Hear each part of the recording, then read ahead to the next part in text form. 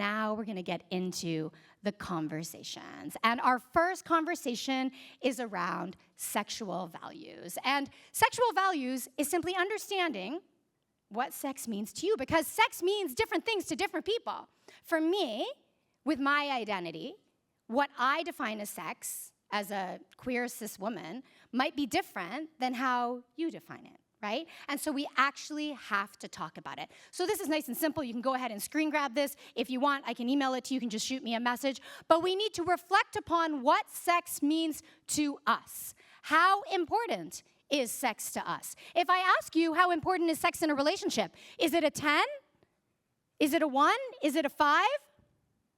It's a 7.2. Just kidding. There is no number in terms of how important sex is to you, to the world. It only matters what's important to you. So this conversation allows you to get into the meaning of sex. Because when we talk about sexual communication, we might be able to say, I like this, I don't like that, I want this, I don't want that.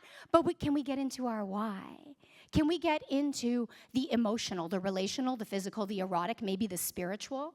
Maybe the sociocultural or political meanings of sex to us, right? So I'm going to ask you on the count of 3 to tell me how important sex is to you at this moment in time.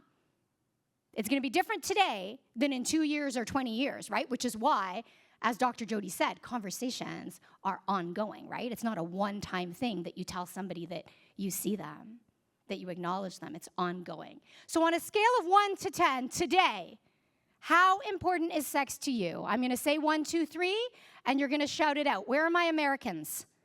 I expect you to be the loudest. Understood? Because the Canadians need some pushing. Anyone from Ontario? Yeah, not counting on us. Not counting on, we got, mais vraiment, vous êtes français. Nah, but she's French-Canadian, c'est différent. It's different, it's not the shy Torontonians who aren't going to say anything. All right, on the count of 3, here we go. How important is sex to you right now? 1, 2. Premature numbering. Premature eating the chocolate I saw. Premature shouting. Yeah, it's all right. I'd rather that than silence. I think he just got scolded. Ready? 1, 2, 3. Whoa, a lot of 10s down here in Perverts Row. This is a conversation that you want to be having first with yourself as a reflection, and then with anyone who's actually involved in your sex life. And this is an ongoing one. I find it super useful. I use it with young people, right? When they're deciding whether or not they're ready to have sex. They're talking about, well, what does it mean to me? What do I expect physically? What do I expect relationally? Why is it important to me? Is there a spiritual element? Is there an affectional element? And just having this conversation can go a long way. And I also have a podcast. It's called the Sex with Dr. Jess podcast. I'm on a break from it right now, but Brandon, my partner back there, say hi, Brandon, of 23 years. I met Brandon 23 years ago. He was my bar back. And I was a bartender in a club, and I said to him, you want to hang out tonight?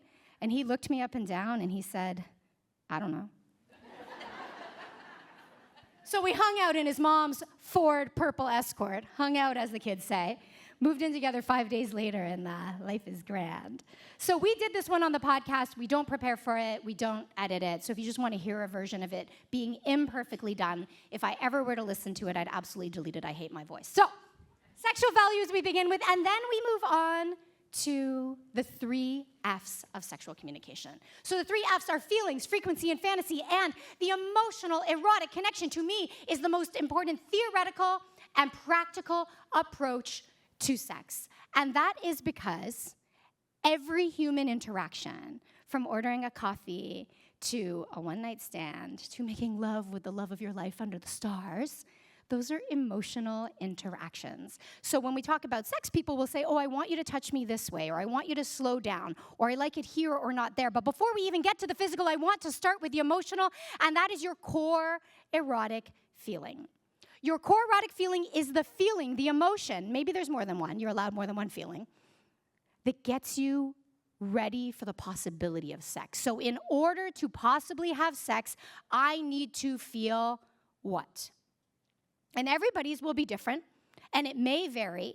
And it's not, reductive and neat, like, for example, like the 5 love languages. It's a little bit more nuanced than that. So do you want to feel loved? Probably.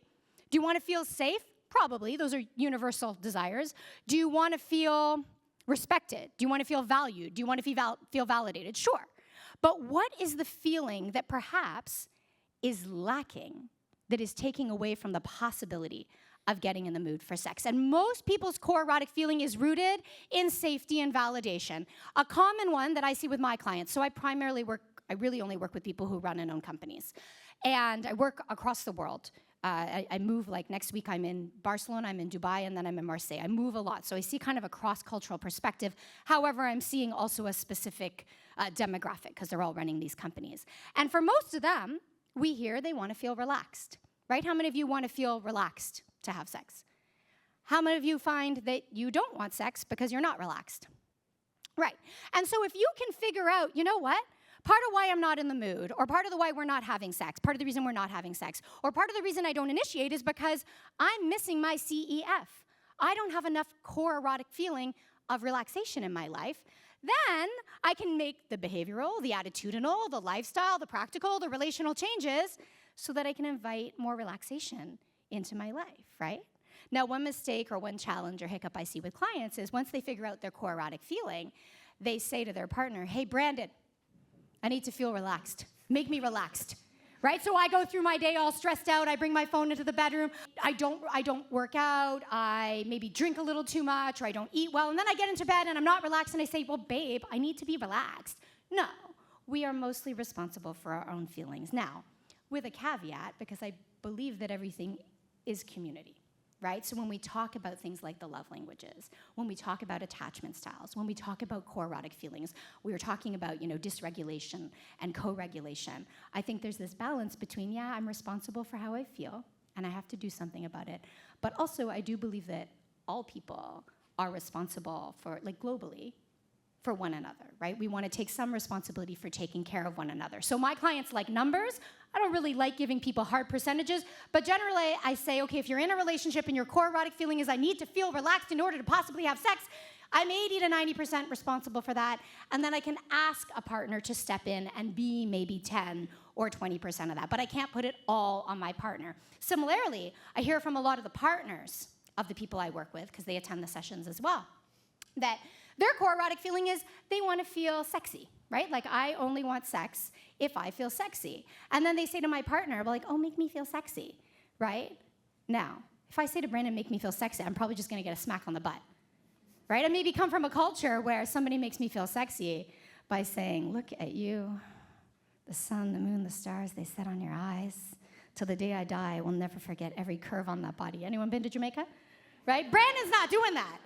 And so, but then I'll say, well, I don't feel sexy. Well, maybe I don't feel sexy because I spend all day hating my body. Multi-billion-dollar industries exist for me to hate my body, right? And if I spend all day thinking negatively about my body, there's nothing a partner can do to undo all of that, right? Speaking of which, total aside, this is the vessel that carries us through life, right? We are so lucky. I'm lucky to walk around in absurd heels. I'm not really walking. I'm only standing on stage. They're going off soon. But we're so lucky to be moving through our bodies. And if you ever have the opportunity to be someplace where people are naked, it's life-changing, right? When you're around other naked people, you start to see bodies differently. You start to see your own differently. You start to see sensuality differently, aging differently. And I was 26 when I had my kind of aha moment down at Desire Resorts in Mexico, and I saw all these couples naked, and all the women were probably twice my age. I was just 26 years old. And I remember looking at them and the confidence they move through the world in, butt naked, and I remember thinking, whatever they've got, that's what I want. And that was the day I was like, I am not spending any time disliking this thing that moves me through life. But back to core erotic feeling. If your core erotic feeling is that you want to feel sexy, you have to do what it takes to feel sexy. Now, core erotic feeling is kind of, I don't want to say easy, but it's simple. You figure out, how do I need to feel in order to get in the mood for sex? And then I do more of that. I invite more of that into my life, and I communicate it to a partner if I have a partner. Then the feelings get fun, and we get into the elevated erotic feeling. So core erotic feeling is utilitarian. It gets you kind of to the starting line. But elevated erotic feelings are what takes sex to the next level. And as the core erotic feelings are often rooted in safety and validation, your elevated erotic feelings are often rooted in subversion, in risk, in ecstasy, in doing things that you wouldn't want to do in real life, right? In real life, I don't want to feel not good enough. In real life, I don't want to feel jealous. In real life, I don't want to feel submissive. In real life, I don't want to feel inadequate. But in the context of a loving, safe relationship where all the core erotic needs as well as the general emotional needs have been taken care of, that's when you can go mess with those other feelings, right? So when you think about BDSM, whether that be emotional or physical, well, why do we like to tune into feelings, physical or emotional, that we wouldn't want in the boardroom, that we wouldn't want in the living room? It's because we've cultivated the safety, the context of safety with ourselves or with a partner, so we can go mess with those emotions. Does that make sense? So hands up if you think you know, and you're not going to have to share, what your core erotic feeling is. Okay. So only a few. Brandon, what's your core erotic feeling? I feel like you're giving away all my secrets, and I need to feel relaxed, my core erotic feeling. Elevated erotic feelings. I know like your hot one. I like feeling wanted, and actually I like a little exhibitionism, observation, yeah. Okay. Yeah. Okay, you just threw me a curveball on that one. But I knew the wanted desired is one. primary. We've been together so long. This man is freaking fabulous. Like just the most amazing partner I could ever imagine. My life is rich every day. I pinch myself because I love my work. You make everything amazing. But I also feel like I took him off, I don't want to say the market, but I feel like you didn't get to experience everyone wanting you. And so I want that for you. I have no words. Hang on, there's a whole bunch of therapists in their room. They're going to send us their bill. Hands up if you work in therapy or you're working in the field of sexuality. There's so many of you, I know. By the way, it's super intimidating to speak to your peers. I speak I do over 200 workshops a year, but it's with business executives. Doing it with your peers is so scary, by the way. All right, so you think you can figure out your core erotic feeling? You can't get to those elevated erotic feelings where sex gets really fun until you figure out the core. But if you are dealing with low desire, loss of desire, differentials in desire, where I usually begin with clients is core erotic feeling. And then we can move into elevated erotic feelings. Okay, we gotta get on to the next F because we got 3 Fs. And the next one is frequency. Now, quality, of course, is more important than quantity, but frequency is important because it is one of the top issues we see in practice. People coming with differentials in desire, people coming with sexless marriages. So an estimated 15 to 20% of long-term relationships today in North America are considered sexless. Now, the standard for sexless can be 6 months without sex, it can be 12 months without sex, depending on the study. And then even the way we define sexless can vary. And I want to say, number one, as an aside, people are in sexless relationships and thriving, and they have rich relationships, and they're so happy with it. The problem arises if you are in a sexless relationship and you don't want to be in a sexless relationship. So even though I'm a sexologist, I don't want to come up here and make you think you should be having more sex, all the sex, swing from the rafters, go to the sex club. No. You do what works for you, but hopefully explore so that it stays exciting over the long term. In terms of frequency, here's what we know. We know that the more often you have sex, the happier you are in your relationship. More sex, more happiness. More sex, more happiness. More sex, uh-oh. It doesn't catch up. Once you hit once a week, we see a curvilinear relationship where you get more orgasms, you get more sex, maybe you get a better night's sleep, but it doesn't necessarily affect the relational quality or satisfaction. So when people ask how often should I be having sex, we talk about that magic number of once a week. But that magic number may be irrelevant to you, because some of you are probably thinking, see, we have it so much, we're fine, we're doing it 1.5 times per week. The 0.5 is my orgasm, you go to bed, don't worry about it. And then others will say, once a week, that's not enough. The bottom line is that humans are not data, right? So you need to figure out what matters to you. And in terms of frequency, the exercise that I often assign is you take a piece of paper, and on that piece of paper, you write down how often you want to be having sex. And it's gonna change between today and a year from now and 3 years from now, right? So how often do you want sex? Do you want it once a week? Do you want it 3 times per month? Do you want it twice per fiscal quarter?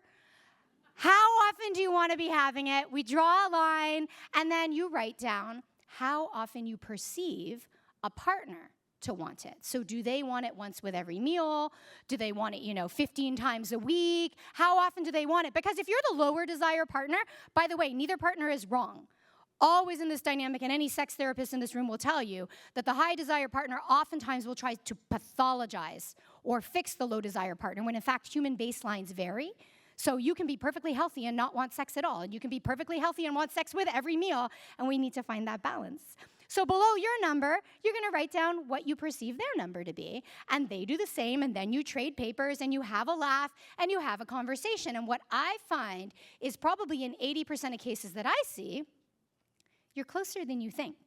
Because if your partner wants more sex than you tend to overestimate how often they want it, because it feels like they're always tapping you on the shoulder. How about now? How about now? How about now? It's Tuesday. It's Monday. It's breakfast, right? And if you're the low desire partner or the high desire partner, you tend to underestimate how often your partner wants it, because it feels like they're saying, no, no, no, get away from me all the time, right? And so if we can have that conversation and facilitate it, then we can hopefully find some common ground. Another exercise I use that some of you will use on your own and some of you will use with clients is the fire and ice activity, where we simply have a column for everything that could potentially facilitate or get you in the mood for sex. Anything that lights your fire. It could be that they sent you a nice text earlier. It could be that you got 10 minutes alone before you put the kids to bed. It could be that there's no laundry lying on the floor, right? And then your ice list is everything the opposite, like you talked to your mother-in-law before you went to bed, or you were scrolling on your phone. So if you can keep track of all the things in your life that potentially light your erotic fire and all the things that potentially put out those flames and ice it, then again, we can make the behavioral, attitudinal, lifestyle changes to invite more of the fire into your life if you want it, and perhaps reduce some of the ice. How many of you talk about sexual frequency with a partner? You don't need to be here. So this is the thing, isn't it? So like not 0.0000001% of the population would engage with a session like this. And then it's the people who do come who are already doing the work. So if you're here without your partner and you have a partner, how many of you came without a partner but you have one at home, you left them at home? Yeah.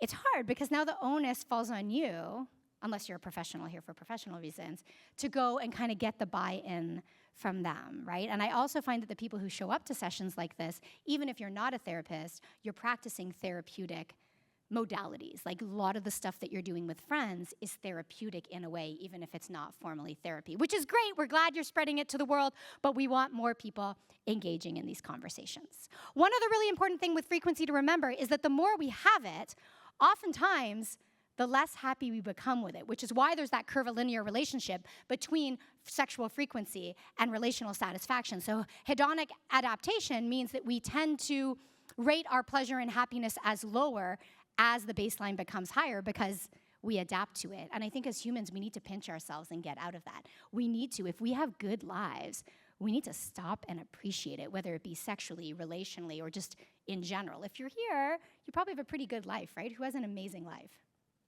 Yeah, like feeling that real gratitude every day is so important. And actually, Dr. Jody was talking about when you think something of somebody but don't really say it. And that's another really important conversation that isn't about sex, but lays the foundation for the possibility of sex, and that's the gratitude gap.